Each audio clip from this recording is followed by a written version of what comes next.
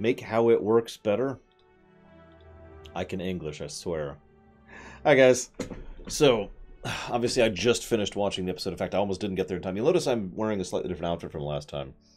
I've decided, since I'm mentally thinking of these like ruminations, you know, same general mental approach, I'm going to go ahead and style myself in the same way I do the ruminations. Now, on the off chance you've never noticed that, I wear a different shirt, depending on what I'm doing. I wear the white shirt for streams, I wear the black shirt for Friday ruminations, I wear the blue shirt for TNG ruminations, and I wear the red shirt for DS9 ruminations.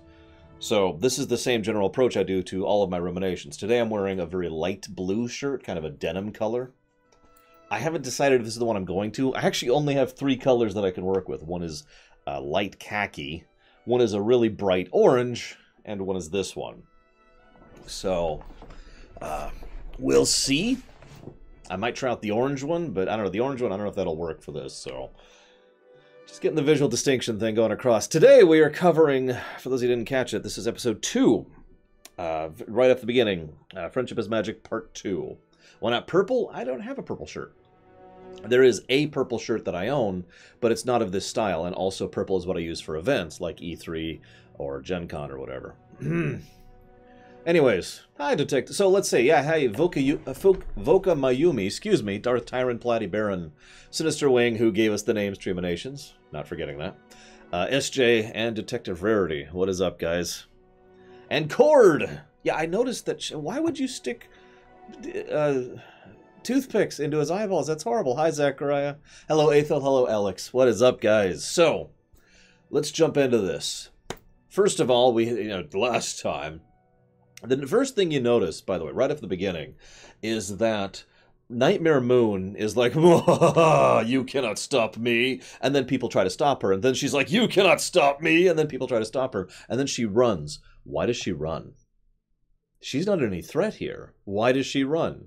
Now, this makes perfect sense, because remember, one of the core elements of her character, especially at this point in time, is that she wanted to be beloved.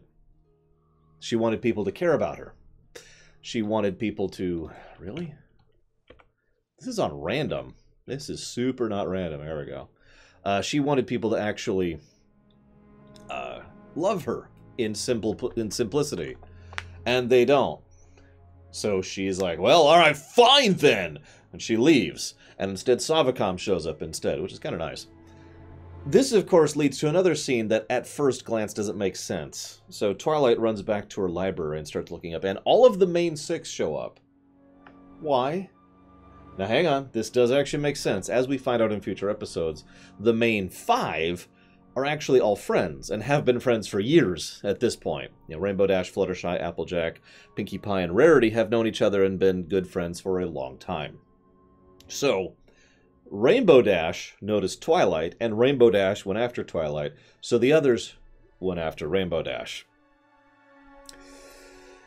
This also leads to a little fun thing, and this is one of the the... What order? Sorry, Sinister Wing. I'm evil. What do you want from me?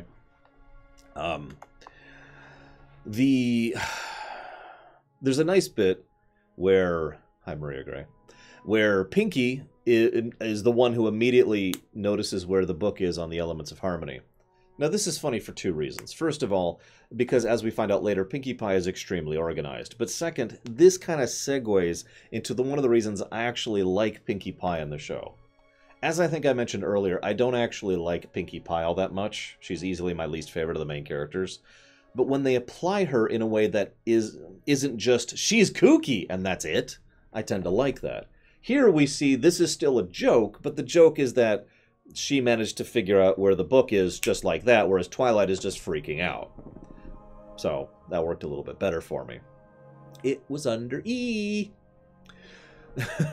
And yeah, when Pinkie Pie is written well, she is damn good, I agree. We also have an early establishment. Now, you'll notice they don't do much to really exposit on the Everfree Forest yet. This is interesting for reasons I want to go into later, but even in this episode, they're like, oh god, the Everfree Forest, no, no! And how many of you were immediately reminded of the Forbidden Forest over in Harry Potter? Right? I mean, same exact application. Okay, here's a nice, peaceful, maving place, and here's the Forest of Dark Doom Death, and it's right next door. It's right there. I mean, come on. Anyways. Honestly, I would say yes, Aethel. If you're asking if Pinkie Pie needed to be in the show, I would say probably not. But at the same time, one of the things I've heard several people say is that, you know, I've known... each of the main six is someone that you can probably pick out and be like, yeah, I knew people like that. And I tend to agree. Like, I knew people like that in school, and I know people like that in real life. So, as I've already said, I don't really fit into any of them particularly all that well. Yeah, Fangorn Forest is another way. That's another parallel. They've always got this evil dark forest thing in these things. Although in this case, the reason it's evil is mentioned later, but we'll get up to that. Oh, I know a rarity. Oh my god. It was a he, actually. He was a good friend, but whew, he was a rarity. So now, of course, they have to start going through the establishment sections. Well, see, that's... Lord Harrowmont brings up a good point. Let's do a quick segue here. Lord Harrowmont brings up the point that he doesn't think that too deep about that to make connections. He just lets it wash after him and think about it later on. This is the difference between just watching thing with your brain turned off and watching something with analysis mode on. Now, I've pointed out several times that analysis mode is actually my normal mode, but because life is horrible and because I get tired, I'd make a deliberate effort to turn it off most of the time. You know, and I'm just... And then I turn it back on whenever I'm doing something for the show. You can ask my friends, I appear to be very, very stupid when I'm not on camera. Because I turn my brain off, right? There's nothing wrong with that, by the way. It's just when I turn my brain on, it's like, oh! And this also leads to something else, which is the what I like to call the writer factor. I swear this is relevant to My Little Pony. See, a factor in a mathematical equation is something that can magnify something else, right? To put it into just simplistic terminology. So the writer factor is how much you trust the quality of the work you're looking at. So, let's say Bob throws together some paint on the wall and barely has anything to do with anything. And is just, here, flink, whatever. Okay. And you could look at that and be like, oh, I can derive all this meaning and all this depth from this work, but you shouldn't because the writer factor is very low. We can tell, based on the circumstance, that the person who made it didn't really put a lot of thought or effort into it, right? Now, this is very important to me as an analyzer and a discusser, not just for the job, but because of my whole life I've been doing this. You can always tell, to some extent or another, how much effort and work and thought people put into a work, right? And the more they put into it, the more you can analyze, and the more you can pull out of it. Make sense? Now, this, of course, ties into My Little Pony because, and I know this because I've looked into some of the behind-the-scenes stuff since then, a lot of thought was put into this show. As I said before, a lot of passion, a lot of effort, and a lot of real work by talented people. Something I kept pointing out last week. In short, I really don't feel ashamed to turn analysis mode all the way up for something like what looks like a kiddie cartoon show, because I know the writer factor value is high. Yeah, exactly, Maria Gray. When you watch a Transformers Bay movie, no, there's nothing to analyze there. I am so glad no one's ever asked me to ruminate on those films, because I'd just be sitting here like... So, anyways, I'm getting off topic. Let's move on. So then, we establish our main character's traits, their dominant traits, and their secondary traits. Now, this is actually something that's been mentioned in the first episode, but now it's going to... No, Sinister Wing. Besides, next year's already locked in, remember? This is something that they already kind of started establishing in the first episode, and then they establish even more in the second one. Now, the only one that doesn't work for me is Applejack. Applejack is supposed to be honesty. Okay, that makes sense. But it's extremely ham-fisted. Honesty doesn't mean blind faith. Honesty means honesty. Now, I get the idea. They were trying to emphasize that she was saying something that seemed like a lie, and it was supposed to be taken as the truth, but it's probably one of the worst scenes in the entire episode, I think. It's very ham-fisted and very poorly constructed. It's also probably the least interesting of the 5 scenes that we see concurrently here. Which is a damn shame. Yeah, just tell her, hey, there's 2 people who will catch you. What? No, there's 2 people who catch you. It'll be fine. Oh, okay. Honesty is hard to portray in a few minutes. That's absolutely true. And I agree. If you asked me how I do it, I'd have to sit and think about it, because I can't give you an off-the-top-of-my-head answer to that. But that's kind of my point. They probably should have taken some time and figured that out. Anyways, by the way, I agree, Pinky's perceptiveness, and that's definitely going to come in for future. In fact, we even established she literally has superpowers later on. It's portrayed as if it's a joke early on, and then later on it becomes kind of a thing. Anyways. So then we move on to, yes, we're in Storm Peaks. We move on to Fluttershy. Now this one works great. There's this big horror, I am a manticore, and they all do a really half-hearted, awful attempt at defeating it. And then Pinky's like, wait, or not Pinky, excuse me, Fluttershy, wait, guys, wait, what? And then she runs over, here you go. Now, of course, this makes sense because the point of kindness is reaching out to someone you don't know is peaceful or good or nice or whatever, right?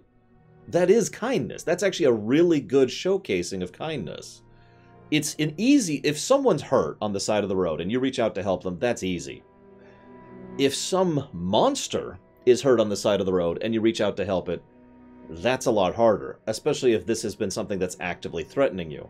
It is more difficult to be kind to something that is less likely to be positively responding to it, right? She still offers the hand. Poof, whatever. Yeah, she does the Undertale thing, basically. And she offers it. It's like, here you go. And to a total stranger that is threatening them, she still... So unlike the Applejack thing, her thing works great. And of course, there's the whole parable of the lion and the thorn, and I forget what that's actually called. I think it's a mouse. I forget exactly. Moving on. Next one's Pinky.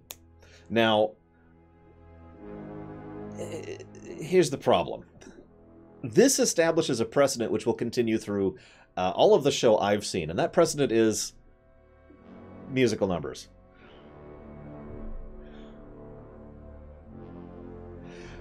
I've actually already kind of mentioned this. I mentioned this last week. The musical numbers are very hit or miss for me. Sometimes I actually legitimately like them. Like, yeah! Smile. Right? The song Smile from, I forget the name of the episode, the one with Cranky Doodle, the donkey. That is a great song. And I will fight you over that. That is a great song. But then there's this song, which kind of sucks, in my opinion. So it's very hit or miss, right? You can kind of see that. You gotta share, you gotta care. At least even the characters hate that song. I know, Maria Gray. It's weird how people just assume that. Even, well, so for those of you not aware, I've been recently going through the Disney Renaissance for my main Friday Ruminations, and I've noticed that there's a tendency to want to have more musical numbers in the ones they were trying to make the more adult, the more dark and serious, and trying to get more adults interested. Which is weird, isn't it, if you think about it, given how things are nowadays. Just funny to think about. I can give you 2 examples of this, by the way. Pocahontas and Beauty and the Beast. Both of them are like, music. Serious work. They were trying for, did you know this? They were trying for an Academy Award nomination with Pocahontas. Anyways. So, Pinky does her song. Okay, whatever. You know what I do like about her section? I like her message. The idea being... There's 2 types of fears I've noticed. This is kind of speaking as an adult, as a uncle in my case. I keep wanting to say parent, but I'm actually not her parent. But as an uncle, I've noticed there's 2 fears when it comes down to it. There are fears that are basically not real fears, which we're going to call indirect fears, and then there's fears that are real fears. For the most part, kids tend to interact with indirect fears. There's something under the bed. There's some weird shape of clothes in the dark, and I'm not sure what it is.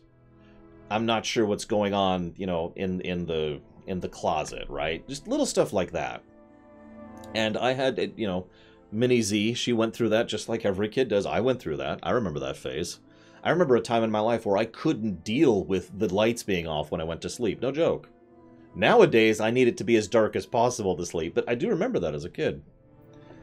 Yeah, primal fear versus adult fear. That's a good way to compare those. My point being, adult fears, those have to be dealt with in a completely different way. But primal fears, those aren't real. Almost by definition, those aren't real.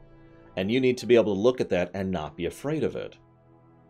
And so the message of it, that fear can't hurt you.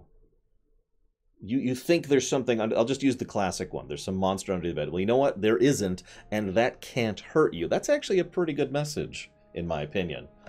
And one of the earlier things that impressed me about this show was that specific message. In fact, I actually talked to my niece about that exact point. Because of exactly that. So yeah, she giggles at the ghosty and laughs at the dusty. Next one is, of course, Rarity. Now, Rarity, of course, amuses me because she's not all about fashion. She's about kindness, or more accurately, she's about giving. So, she goes forward, and there's Steven. I don't think he's even actually named in this episode, but his name's Steven Magnet. And she actually bothers to notice and compliment all of the effort that he's been doing to make himself look as nice as possible.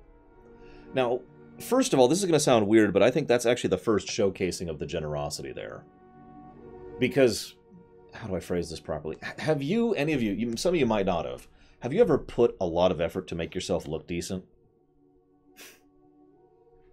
I have. More than once, actually. In fact, you probably can't even tell, but I actually put a decent amount of effort every time I get in front of the camera. You know, this... and the specific way I do this, and trying to make sure my face is all nice and clean, and I do actually put stuff in my skin, and I stretch, and I do all sorts of stuff. So it's nice to see people noticing that. It's pretty rare. You might even see a rarity. But my point being, there's something nice about being complimented in such a way, right? And I point this out because that's the first thing Rarity does. The general, as Zachariah says, he was fabulous, and he deserved the praise. So the first thing she does is praise him. And then she's like, oh, it's all ruined. I can't allow this to leave. And then she slices him and he dies. Or rather, that's what they're trying to make us think. No, she takes of herself in order to give to him. Now, as I think I just mentioned, I've been going through the Disney Renaissance. And forgive me for relating this to Beauty and the Beast. I swear I'm going somewhere with this. In Beauty and the Beast, there's this bit where Beast gives Belle the library, if you happen to remember that scene. Now that's nice, and the Beast goes through a rather substantial, if very short, character arc throughout Beauty and the Beast. That step is the idea of wanting to give something just because you want to, just because you care about someone else. A selfless gift, in other words. Then, the next step in his particular arc is giving a gift that is bought with sacrifice. In short, if you give something to someone and it's free, that's not the same as giving to someone and it actually costs you. This is, of course, what Rarity does, the harder thing to give. She actually takes of her own in order to give to him.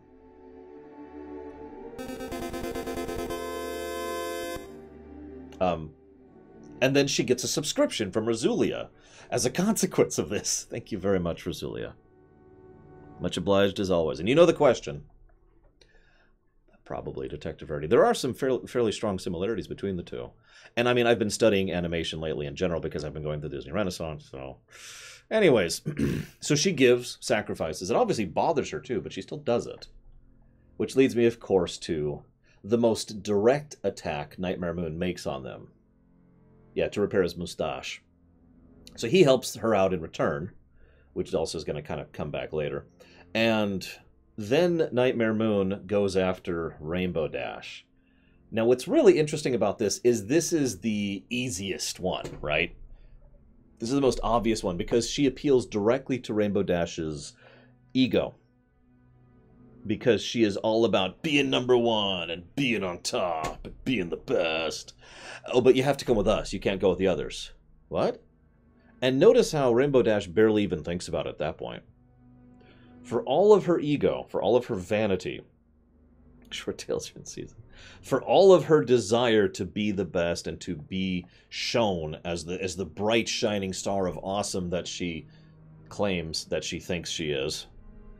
The moment it comes between her friends or them, yeah, no, she goes for her friends. Because of course she does, because loyalty.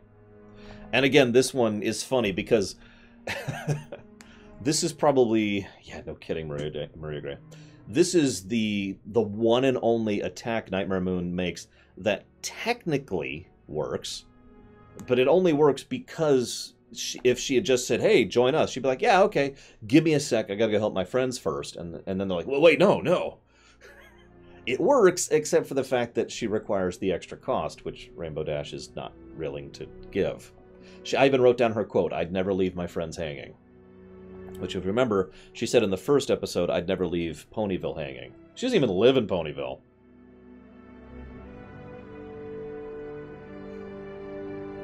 I tend to agree, actually, Darth Tyrant. I'll talk more about the friendship between the six later, because I think it actually comes up at the end of Season 1 and the beginning of Season 2. But anyways, so this leads to her, and she's like, okay, here's the elements. Got it, I've got it. Now, we need to... I need to get everything together, so her friends leave. Now, I point this out because this is actually a subtle little thing I admit I never noticed before. She tries to get the spark to work, and of course the spark does nothing, because that's not the spark it's talking about. But nothing would have worked anyways, because all of the elements aren't there. I want you to picture a roof, okay? And it's sitting on one pillar. Like, just kind of barely teetering there, because that's what's happening here. As I will talk about extensively probably throughout the course of this streamination, or this series of streaminations, I'm not sure what the proper terminology is there, you need all the pieces. That's a really big thematic point of this series. You need to have all the pieces. Now, it's not a thick pillar. It's one tiny little pillar. There's supposed to be 6 pillars, but there's only one. You need, streaminati, you need all the pieces in place. Otherwise, it doesn't work. The pattern doesn't work. So, you know, Nightmare Moon is like, wait, you're kidding. You're kidding, right? Because Twilight Sparkle decides to charge her. Now, she's already figured out that she's actually outmatched. And this is her showing part of her thing. Her ability to think through the situation. I've actually heard people call her the Batman of the group. If we were to think of the main 6 as a Justice League parallel, Rainbow Dash would be Superman, by the way. But basically, yeah, Maria Gray, exactly. So Twilight Sparkle decides to charge in and avoid the problem. This also establishes her signature teleport, which will be a major, I guess, power for her going forward, her teleporting. So she teleports right past, tries to activate it. Nope! They're destroyed. Also, this is a good time to mention that every single time... I know, right, Zechariah? Every single time Nightmare Moon says, you fools! What she actually says is, you fools! Puns. Puns. Oh, welcome. Pay close attention. Hopefully you'll learn something. Okay, who's donating? Who dares? Who dares, you fool!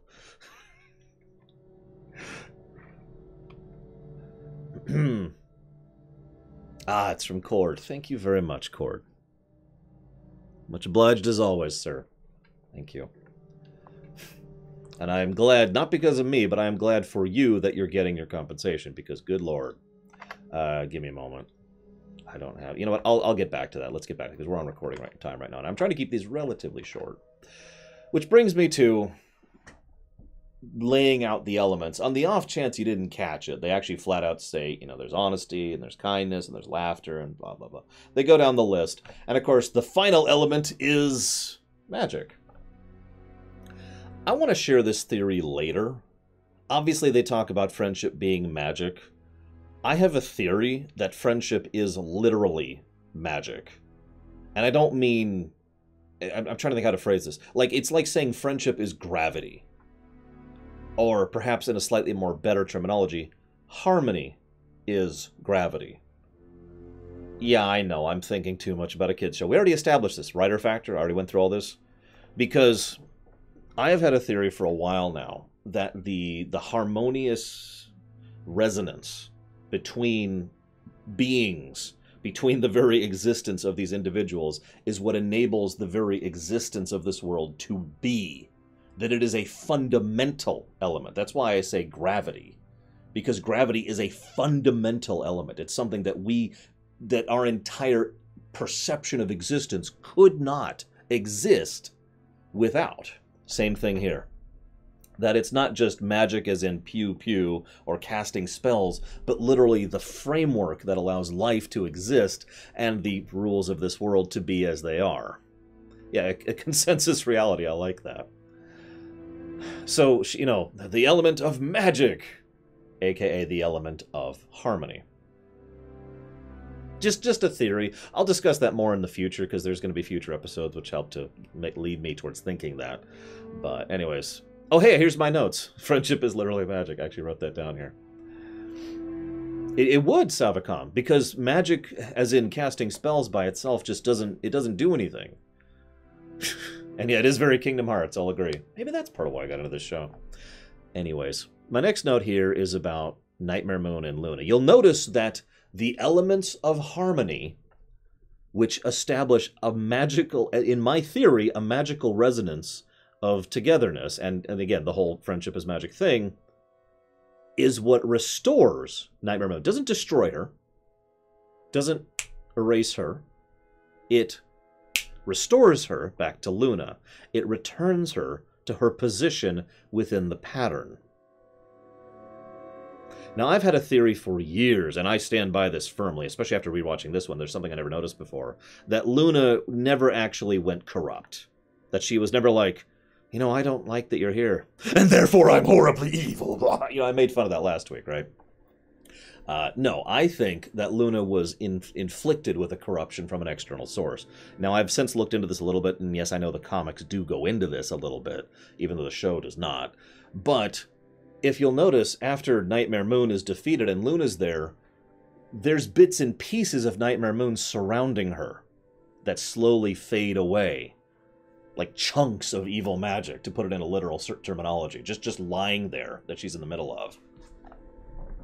Now, actually, that's not a bad way to put that, Baron. Because, yeah, the idea here is obviously she was still jealous and she was still hurt. And that probably opened the door. But that something else went in that door. And that's always been my theory on that one. We'll actually see the specific event of her transformation into Nightmare Moon in a later episode. Which, once again, kind of goes along with my theory on this one. That's true, Savicom. So wait, so that makes Luna Ariel? Anyways, moving on. This is also the first time they mentioned cutie marks, by the way, which I'll be bringing up in the future. And Celestia finally shows up. Can I just say I do like Nicole Oliver as Celestia? She's going to have a lot of roles in this show. She's actually a very recurring character. And I just think she's a good actress. I mean, obviously, most of these are good actresses and actors, but I do think she does an excellent job of reasonable authority figure as opposed to the usual obstinate bureaucrat. It is worth noting, though, that as we kind of talked about last week, she was gambling like crazy, wasn't she? Just really gambling on this one. Oh yeah, I figured you and your friends were the only way to defeat this. There's so many things wrong with that. You could have told her. Yeah, she really did pull kind of a Xanatos thing here. It's like, okay, you'll go here and you'll go here. I'm not going to tell you any of this. I'm not going to tell you about your origin story, about the rain boom that sparked your magic or your connection to Spike. I'm not going to tell you about how I pushed you out because I was specifically trying to think of how to advance. I'm not going to tell you any of this. I'm just going to be like, yeah, go do this. It'll work out. I actually agree, Savicom. Don't mistake me. Celestia is well-meaning, but I don't think she's a good leader. It's probably worth noting, in a much later episode, Starlight Glimmer switches the cutie marks between Celestia and Luna. So the two switch powers and roles within the society, right? I don't remember the name of that episode, but it's a good episode. I highly recommend it. And I guess I recommend most of these, so that's not saying much. And we find out that a lot of Celestia's day-to-day activities is kind of like being the Queen of England in real life. Your job is to be there, to smile, to wave, to kind of do this thing. Yep. You have no real authority. You have no real responsibility. None of the actual leadership of the kingdom rests on your shoulders. You are there to be the figurine that everyone just kind of acknowledges. And it is, and I'm saying this, I'm not being dismissive. That is actually a hard job. But I bring it up because there's no leadership in that job. And I think that kind of helps to explain why Celestia isn't really good at leading.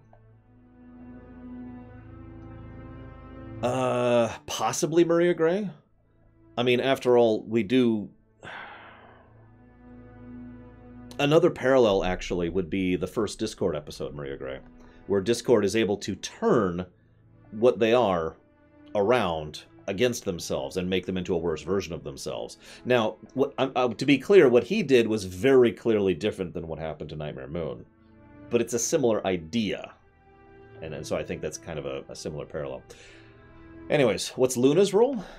Dreams, the night. She is responsible for maintaining the dreamscape of the world, which is actually, as we see, a really, really difficult job. Funnily enough, Luna turns out to be a pretty awesome person at her job, too, although I wouldn't call her much of a leader either. Huh. You know what a leader really needs to be is to be a really good organizer, someone who could keep things and keep things track and... I'm sorry. I'm being facetious at this point. Moving on. So I mentioned the first real mention of Cutie Mark. Someone asked a question there. Where was that? It was further up here. Where was it? Someone said something about Cutie Marks, and I want to respond to it, and I can't find the comment now. Cutie Marks, do you think it happened? What are Cutie Marks in lore? Okay. So what we know about what Cutie Marks are in lore is they are something that manifests once you realize who and what you are. Now I phrase that very specifically because this is going to be a major element of many episodes, most notably the ones following the Cutie Mark Crusaders. To be clear, it's not... Okay, so it's puberty. Let's just go ahead and get that out of the way. The Cutie Marks are a parallel for puberty. Once you get to of a certain age... you become Dawn. And once you're Dawn, you're cool. Exactly, Zachariah. And Princess is also a title, as has been mentioned. But anyways, I'm getting off topic. Thank you very much, Dawn. Much obliged. And you know the question I'm going to ask, so question. It's like puberty. You get to a point where you grow up, and then you become who you are. It's not, and again, I want to stress this, it's not the fact that you are... you're locked into something. It's not like all of a sudden your life is now spring water. No, who you really are at your core is what is then expressed as your Cutie Mark, and it has something to do with your core nature. It can also lead to your name changing, which is something we see happen in the show. Now, I do have a theory about Cutie Marks, because of course I do.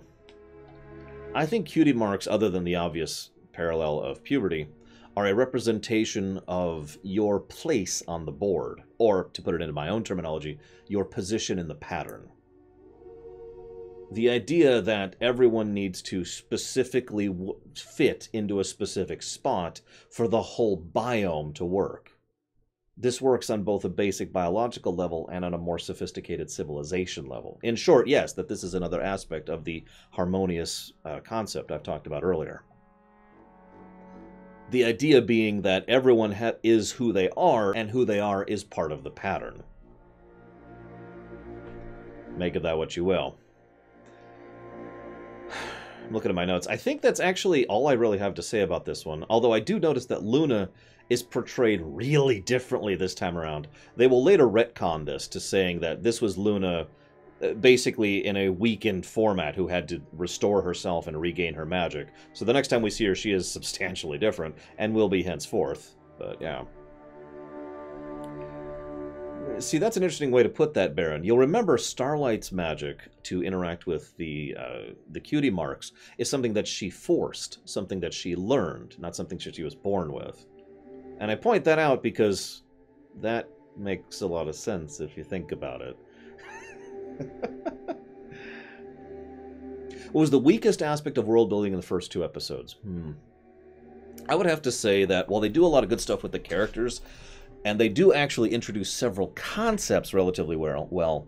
Ironically, I think the biggest problem is the actual world building, by which I mean the lack of building up of the actual geography, the literal how things work and how things connect. Future episodes will actually establish quite a bit about Ponyville and Cloudsdale and the city I can't think of the name of, and Philadelphia and the Las Vegas parallel and the Manhattan and all this stuff, all that stuff, Canterlot, thank you.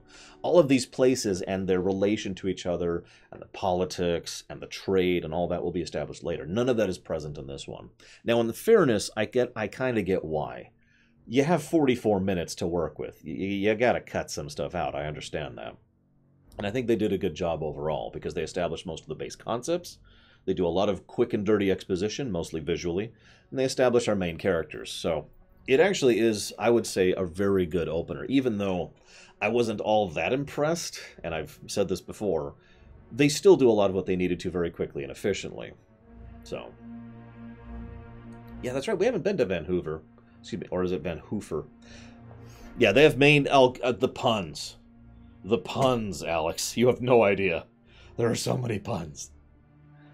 It took me a while to realize that when they say any pony, they don't actually mean that as a pun. It's just how they talk. Come on, every pony, let's go. You know, just like that, normally.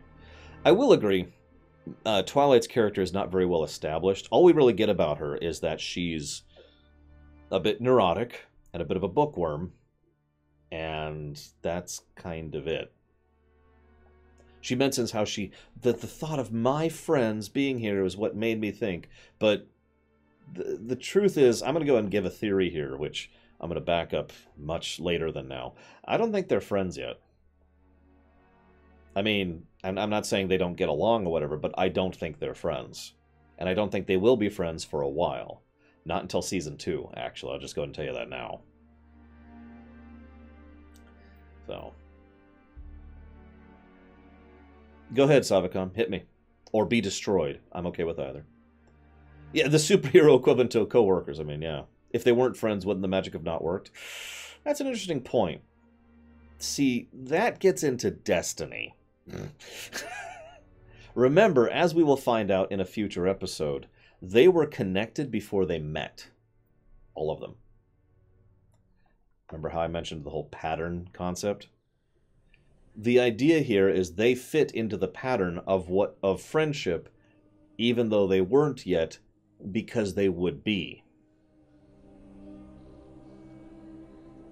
In short, to put this into another terminology, it is entirely feasible that if Twilight was there with 5 other people that she was actually friends with, that this might not have actually worked, because they were not the people who needed to be there.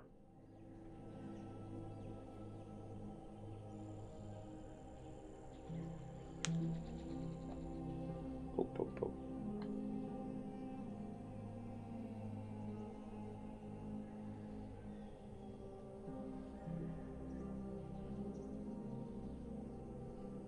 Oh, I could see that, Savicom. Lord knows they try to embrace her as hard as possible. I mean, we saw that in the first episode, right? Random, complete stranger walks up, and what's the first thing Applejack says? Hi! Hey, what's going on? How's it? Let me introduce you to the entire family. Okay. Sure. Right? First thing. Yeah, no, they embrace her a little bit too overtly, but that makes sense. Ponyville is literally the friendship capital of the entire setup, the entire geography, which is something we find out later, by the way. While ponies are kind of good across the board, the best ponies, like the most, I hate to say it that way, but like the most friendly, the most, helpful, the most kind, the most outreaching, that's Ponyville. Hey, Javin. And I agree, Darth Tyrant. Magic, that is to say, the element of magic, is absolutely calling the shots here. In the same way that gravity does. Is Equestria paradise? Alright, I'm going to go ahead and admit something. How many of you have heard of my tiers debate? Right? Tier 0, 1, 2, 3, 4, and 5. You know what I'm talking about? I'm sure most of you have. Because I talk about it all the damn time. That's true, Sinister Wing. We'll get to this. Well, they don't know what zebras are. So, yeah, the Tears of Insertion. That's right, the Tears of Insertion. So, after thinking about this, because this was actually posed to me in a question off camera in between last week and this week, I think I'd be okay with Tier 1. Well, actually, it would have to, by definition, be Tier 3, but I think I'd be okay with Tears of Insertion into My Little Pony. You know why? Because it's basically paradise. I mean, it's the same general reason of Pokemon. You know, Pokemon is basically an idyllic world where they just don't have the kind of problems and disgusting, toxic, horrible stuff that we have in real life. It's just not there. Now, the problem is, like I said, it would have to be Tier 3. It can't be Tier 0, because if I was into there as Tier 0, then I'd be a real-life human being in Equestria. Wouldn't work. Thank you very much, Command & Conquer 2. Much obliged as always. And the usual question. Tiers very quickly. So Tier 0 is you're teleported to the new place. You don't really get to decide where or why or how or basically anything. You are a real-life human being exactly as you are. No changes whatsoever. In some cases, this doesn't actually work because you have to be converted, right? Like, how do I put this? If you were put into, I don't know, let's use an easy example. Azeroth. You're teleported into Azeroth. Well, congratulations, you're a human. So, you're very limited right off the bat. Okay, you got it, Command & Conquer. You're limited right off the bat with the fact that you're just a normal human being who doesn't have any magic or any particular martial skills or anything. You're screwed, in short. Now, Tier 1 gives you some convenience features. For example, the ability to speak the language or write the language. Now, you might be thinking, was that relevant? Well, for example, in Star Wars, they don't actually speak English. And they don't write English. They write Aurebesh. So, with a Tier 1 situation, you'd be able to be dropped in, and you'd be able to actually read and write the language and just be able to exist. Tier 2 gives you some choices of where and how you end up. In short, if you were like, you know, Tier 0 Star Wars, you don't get to pick where. Star Wars has a lot of history, right? You don't get to pick where or how or what. And of course, you're just dropped in empty. You don't get anything. Now, Tier 3 is the conversion point. This is when you are converted to equate to the setting, which is why I say this would have to be for MLP. For example, if you were Tier 3'd into Azeroth, hi, Pillars of Snow, don't go back to the hospital. Unless you have to, of course. I am glad you're out for the first time, though. If you were Tier 3'd into Azeroth, you now have the ability to, for example, cast magic. Now, if you don't understand the point there, you, the real-life human, can't cast magic. So if you were into Azeroth, you're a powerless human. You can't level up. You can't use magic items. You know, you cannot cast magic. You can't sell your soul to anything, you know, because you just aren't like that setting. That's why Tier 3 is the conversion point. At Tier 3, you are acclimated to the setting. Tier 4 is total control of the starting point, and Tier 5 is total control even after the teleport. That's the tiers in a nutshell.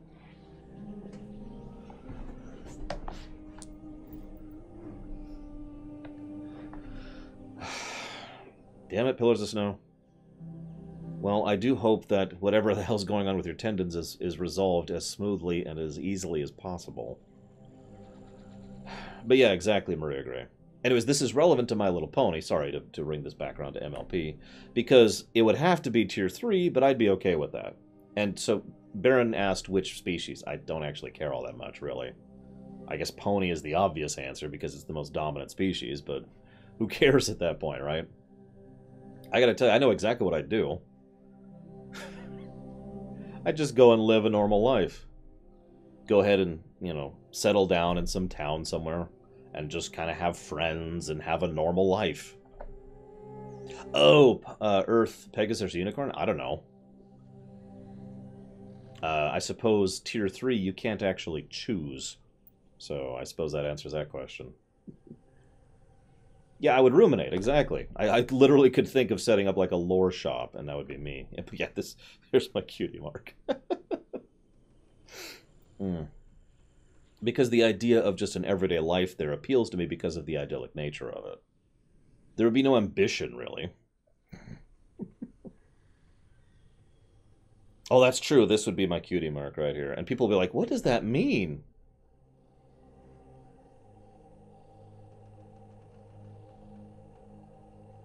You see, I feel like there's a bit of difference between Dark Souls and Pokemon. Call me a weirdo, Javin. Would I have a mane? No, I'd be completely bald. Bald Pokemon. Or bald Pokemon, wow. Bald pony. Anyways. Now, if it was Tier 4, I don't know. I haven't actually thought about that. Because Tier 4 you can pick. You get to decide exactly where and when and how and what. So, like, for example, it's like, okay, so I'm going to be a Jedi who has great force powers, which are specifically leaning towards force push. I'm really good at force telekinesis. And I get to end up on Coruscant at this exact year in the EU. You know, that's Tier 4. You get to pick exactly where, when, how, and why you show up.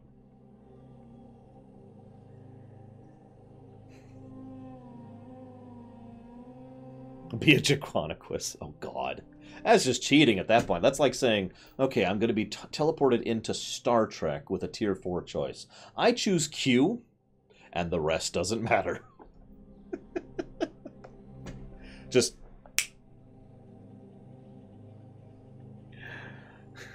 I mean, that is cheating at that point. No, actually, Lord Harrimont, believe it or not. Would I be the Scarecrow?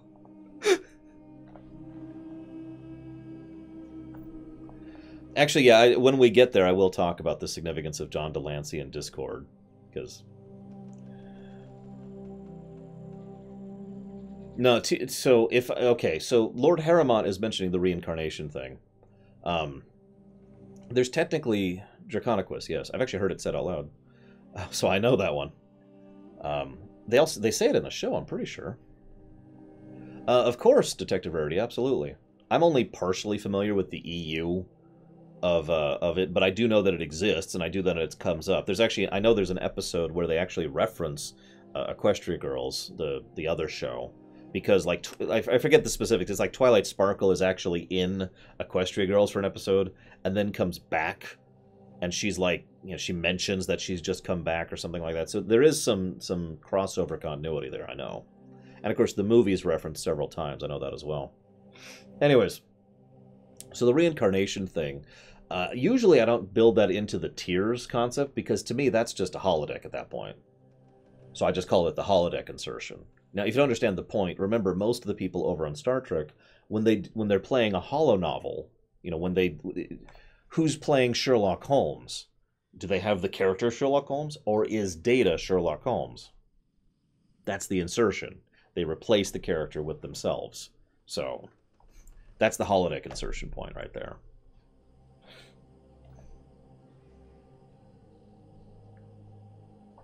Hey, Bobby Budnick, what's up? Yeah, I haven't been streaming for the most part, other than my 3 major streams, or excuse me, my 3 scheduled streams every week.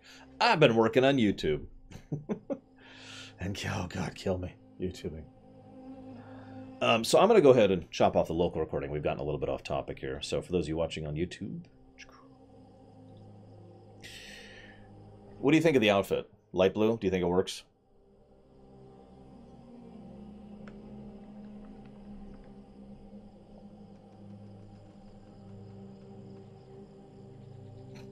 Just wait here for a moment. I'm curious of your guys' thoughts on which channel this should eventually be uploaded to. If you don't mind my asking, because I don't have a good answer to that, basically. Because this is a rumination, and it is a live stream discussion. It literally fits in both channels, and that's why I'm just sitting here going...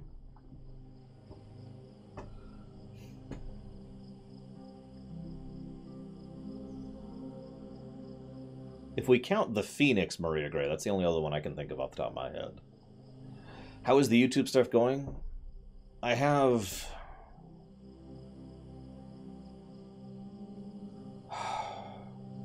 I think 14. 14 plus 26. So 40 or so more episodes to record. And then I have to do all of the editing. And then I have to do all of the processing. And then I have to do all of the scheduling and uploading. The recording is the hard part. So I am definitely over the hill and downhill. I'm going downhill now on the main recording part. So...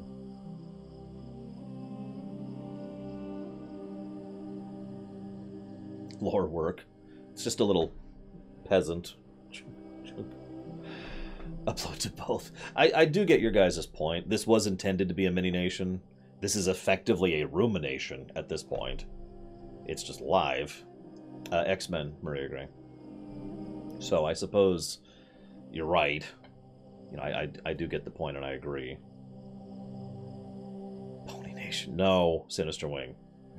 Someone stab Sinister Wing for me, just real quick. Before we cut off here, give me a second. I'm going to go take my shirt off.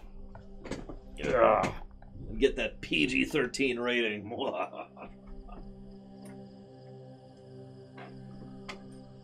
Insert jazz music here.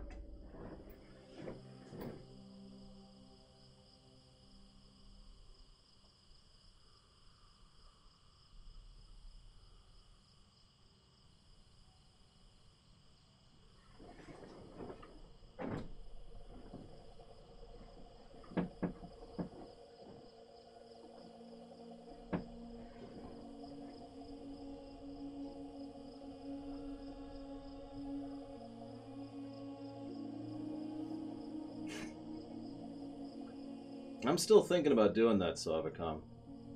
Can you still hear me? Yeah, it looks like you can. Obviously not next year. Next year's already locked in. I'm almost done recording. Oh. God, I am tired. Sore and hurt. I didn't eat dinner today. It's too busy. I finished, no joke, I finished recording the Lion King rumination 1 minute before I started watching the episode, 3 minutes before I hit go. So this is the other option, guys.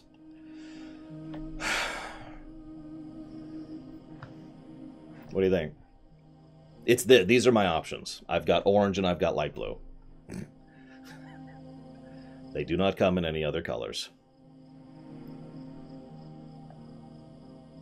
So what do you think, guys?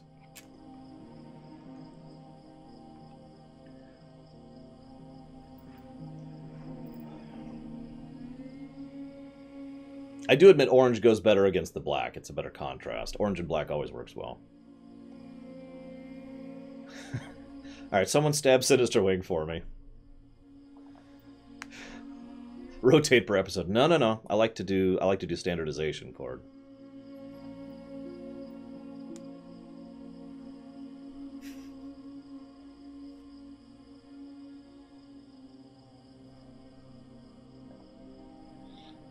Will I mention the changelings? No. As soon as we get to the changeling episodes, I'm going to mysteriously not talk about the changelings at all. Got to turn this on.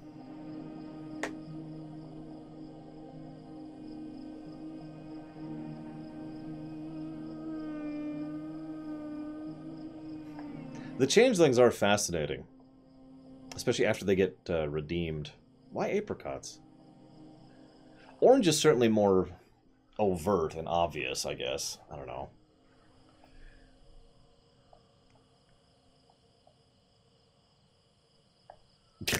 Damn it, Zachariah. Do I like Maud?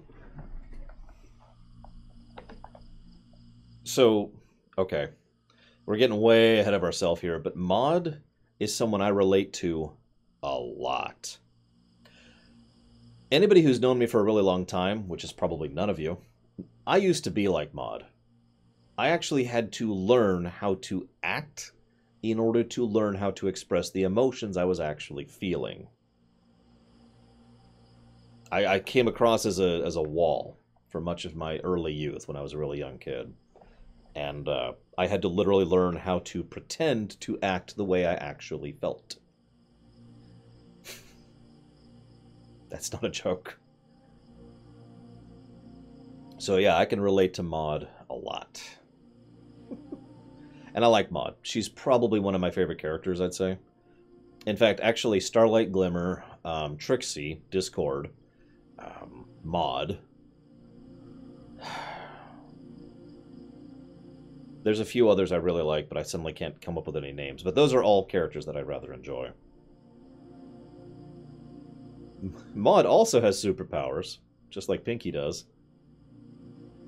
I know, right, Javin? Yeah, characters like Maud are part of why I ended up really liking this show, because they were willing to show that kind of character. Like, how many TV shows, especially kids shows, are willing to show that kind of character at all?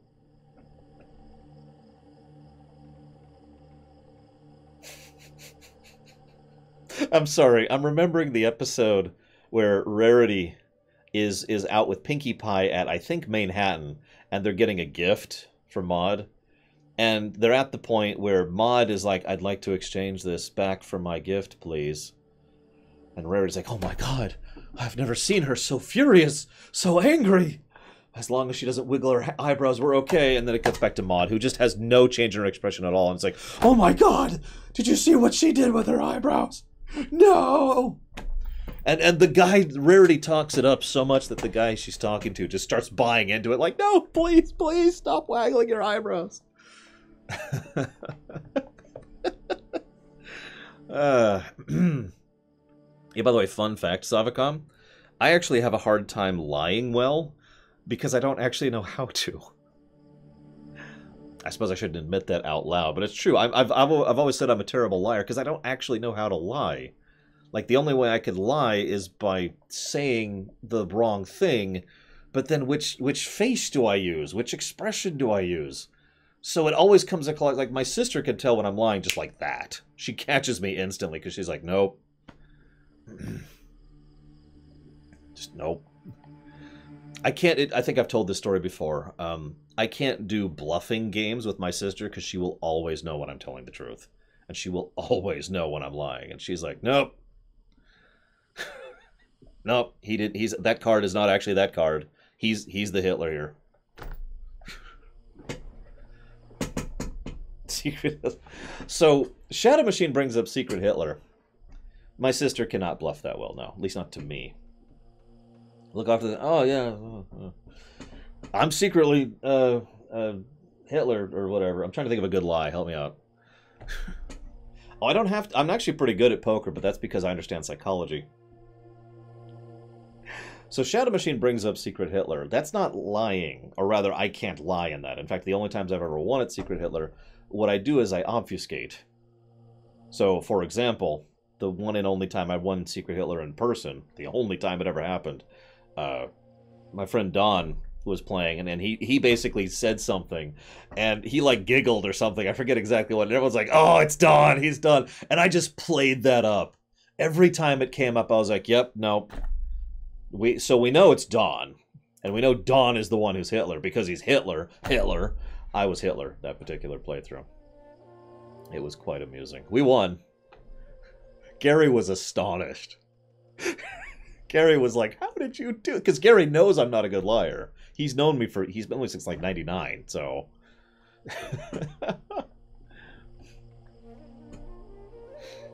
Oh, now that's an insult, Maria Gray. Holy crap.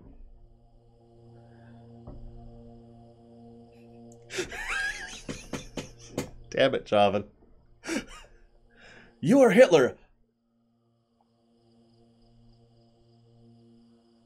I'm not Hitler. Some of you may have seen me play a board game where I was the traitor, but because of the specific thing, it was Betrayal at the House on the Hill. Because of the specific thing we got, I actually wasn't the traitor, but they thought I was. And I was trying to convince them that I wasn't the traitor.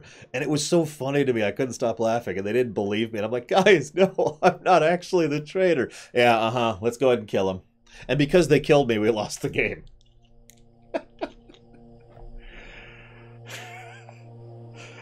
To this day, I still think of my character running after them with a chainsaw. I'm not the killer! No, because of it, no one was actually the traitor. That was the specific the specific rules or whatever, the consequence. And yeah, that is on YouTube. It's one of our board game nights. It is exactly what a trader would say, John, but I can't argue that. I'm not the trader, I swear. What's with the chainsaw? It's a weapon! It's to defend you! I'm here to defend you! Well, I hope you're liking it, Shadow Machine. I know Season 1 can be a little... So Caladrius asks the obvious question. So what you're watching right now is effectively replacing the mini-nations. The traditional format of recording like a 5 to 8 minute thing for the mini-nations thing, that's not happening anymore.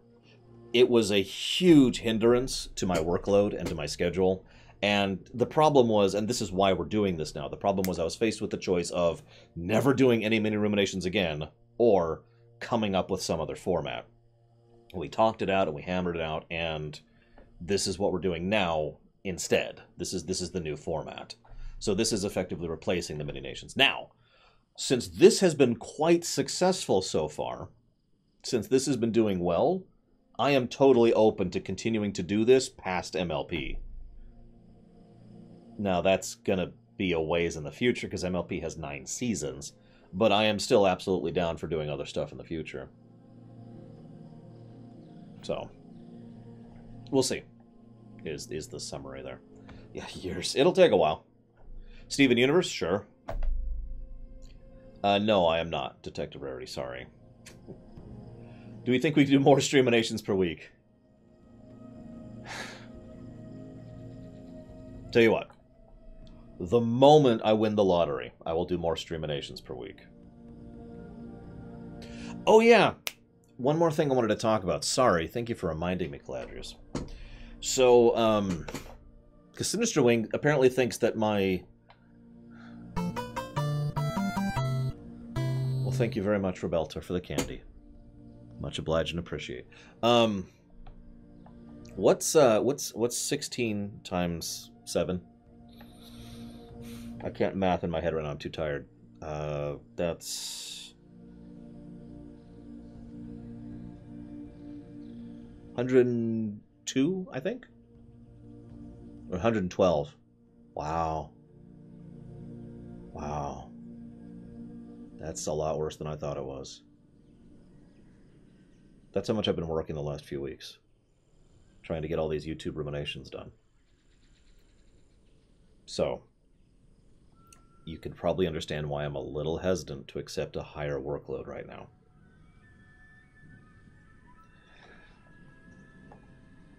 So, anyways, moving on. I do have a question. Well, I've been playing catch-up, Baron. That's the problem. Because part of the problem was I had the Young Justice mini-ruminations, and I had the Rebels mini-nations. And those...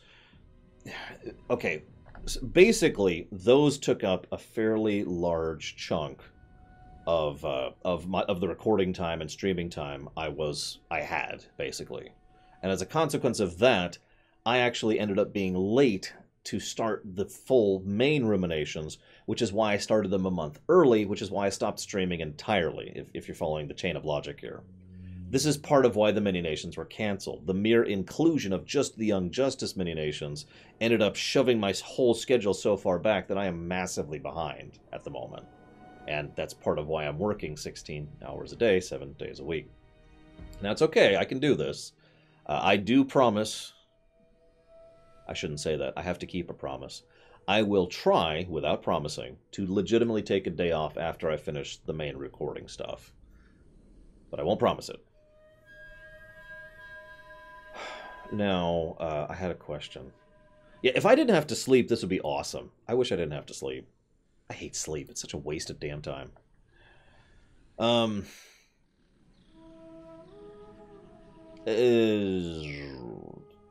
I don't know, Lord Harrimont. 8.3 hasn't even been announced yet. So... Sleep wastes a third of your life. Do I dream? Yes. I have weird dreams. I have extremely lucid dreams. I always have, ever since I was a kid. No promises. I have to keep promises. That's how that works. By the way, that's true. I have broken one promise in my entire life. I can even name the promise. I'm not going to because it's personal. But I have only broken one promise my entire life. That's the point of a promise, is you don't break it. That's the entire point. Now, as a consequence, I make a point of not promising unless I know with total certainty that I can do it. That's the mistake most people make, in my opinion. If I promised to win the lottery next week, that's stupid. If I promise to always love my mother, that's actually an ongoing promise I have. Sure, I can do that. I had a question.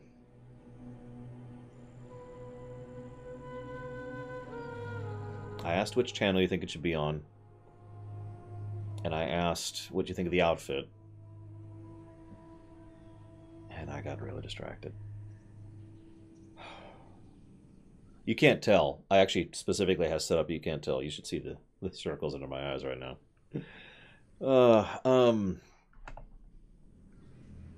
It was something specifically about the show. And it was about this thing, the MLP thing.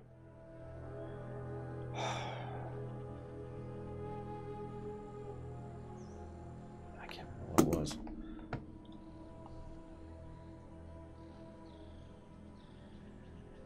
I do play the lottery every week, by the way. Once a week. For various math-related reasons.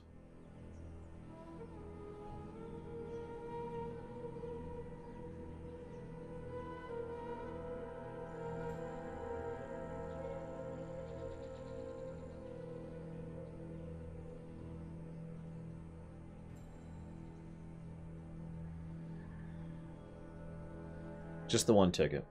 Shadow Machine. I'm reading the chat. I'm trying to figure out who it was that prompted what I was going to say. I agree, by the way, SJ. MLP does respect its audience and credits them with a certain level of maturity. It's one of the biggest reasons I like this show, honestly.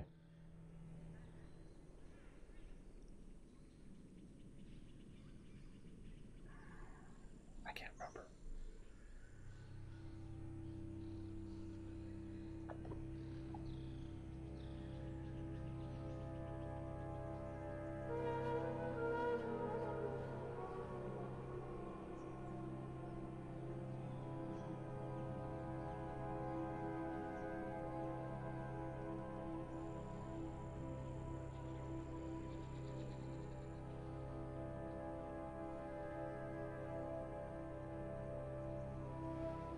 I can't remember. I'm sorry, I actually can't remember. It was about this specific feature. It was about the My Little Pony. Well, actually, it was probably about the Streaminations, which may or may not be related to My Little Pony.